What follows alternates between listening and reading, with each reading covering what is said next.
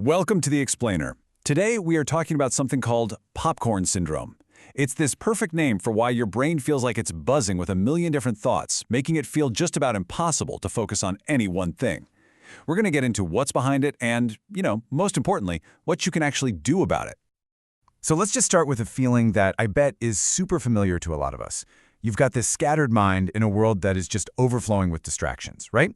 You sit down, you're ready to tackle one important thing, and what happens? A few minutes later, you're somehow juggling three other things, and none of them were even on your list to begin with. I mean, this is the classic modern-day dilemma, isn't it? We have these great intentions. We really want to read that book or finish that big project or just, be present with our family. But our actions, they tell a completely different story. We get pulled into this loop of digital distraction that just drags us further and further from the things we say we value. Okay, so to really get to the bottom of this, we're going to break it down into 6 parts. We'll kick things off by looking at just how big this problem is, then trace it all back to a really surprising origin story, understand the brain chemistry that's making it all happen, and we'll wrap up with a solid plan to help you take back control. All right, let's dive right into this distraction epidemic. And to really get it, all you have to do is look at a scene that has pretty much become the new normal for, well, almost all of us. Sound familiar? This state of just constant, partial attention, it's the biggest symptom of a much deeper problem. We tell ourselves we're multitasking, right? Watching TV, scrolling the phone, with that book sitting there. But the truth is, we're not doing any of them well. And this isn't just some bad habit we picked up. It's a condition our digital world has been very, very carefully engineering. Now, to understand our super modern problem, we actually have to go way back in time. Believe it or not, the key is hiding in a strange, kind of accidental discovery from the 1950s that involved some very motivated lab rats. So back in the 50s, 2 psychologists, James Olds and Peter Milner, set up this simple but, as it turns out, world-changing experiment. They put an electrode in a rat's brain and connected it to a lever. They thought they were studying something else entirely, but what they accidentally stumbled upon was the brain's pleasure center. And the result? It was absolutely shocking. The rats became completely obsessed. I mean, they would press this lever over and over, up to 2,000 times a day, and they would ignore everything else needed for survival. Food, water, sleep, none of it mattered. All they cared about was pressing that lever. Even the researchers themselves were just stunned. You can see it in their own words here. This compulsive behavior was like nothing they had ever seen. They had found a way to directly switch on the brain's most powerful reward circuit, and it created a drive that was even stronger than the will to survive. So what was this invisible force that was making the rats act this way? Well, the answer comes down to one single, incredibly powerful chemical messenger inside the brain. And that chemical is dopamine. See, every single time the rat pressed that lever, the electrode triggered a little flood of it. That jolt of dopamine was basically screaming at the rat's brain, "Hey, that felt amazing, do it again." It's the brain's natural system for reinforcing behaviors it thinks are good for us.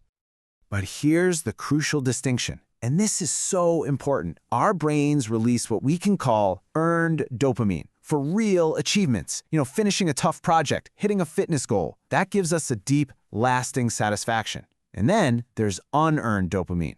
That's the cheap, fleeting hit we get for doing almost nothing, like pressing a lever, or, you guessed it, checking a notification. Now, that 70-year-old experiment didn't just stay in some dusty academic journal. Oh no. Decades later, it became the actual blueprint for the technology that is sitting in your pocket right this very second.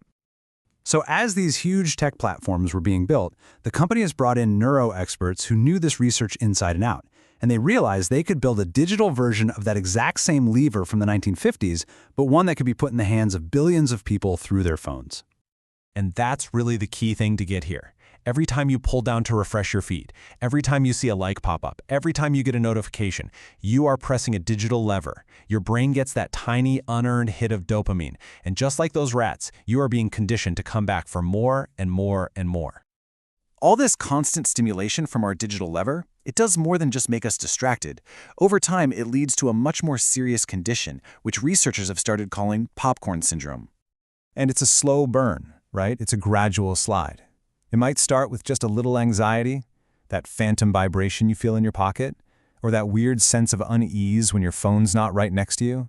That can grow into full-blown FOMO, the fear of missing out. And eventually, this can lead to a state of total mental chaos. This is the absolute core of popcorn syndrome, and the name is just perfect, isn't it? Your mind has been trained so well to constantly seek out new stimulation that it literally can't settle down anymore.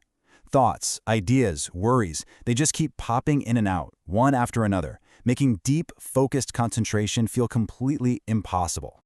And the consequences are really serious. This isn't just about not being productive at work. It actually damages your fundamental sense of calm and makes it really hard to just enjoy the present moment. It also messes with your body's natural sleep-wake cycle in a big way, because your brain is just too revved up to shut down at night. So what in the world can we do about it? Well, here's the good news. This is not a life sentence. We can absolutely take steps to reset our brain's reward system. And there's a clear, actionable plan to do it. The whole strategy here isn't to get rid of dopamine, it's to change where you get it from. We have to swap that cheap, unearned dopamine from our screens for the high-quality, earned dopamine from real life. That means going out of your way to spend screen-free time with people you care about, where the reward is real connection, not a notification.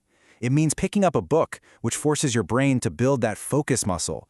And it means chasing physical and mental goals, because let me tell you, the satisfaction from hitting a new personal best or just finishing a meditation session is so much deeper and more lasting than a digital like could ever be. And here's a super simple but really powerful rule to give you some structure to break that cycle. It's the 0-30-0-0-0-1 rule. So that's 3 hours with no social media after you wake up, 0 screens during meals and family time, and 1 hour with no social media before you go to sleep. This creates these really clear digital boundaries and gives your brain a fighting chance to heal.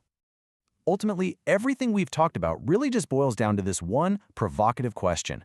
Olds and Milner's rats, they didn't have a choice. They were driven by a wire in their brain. But we do. We can choose to keep pressing that digital lever for those fleeting little hits of pleasure, or we can choose to log off and go after the deep, earned satisfaction of a life that's actually lived. The choice is ours.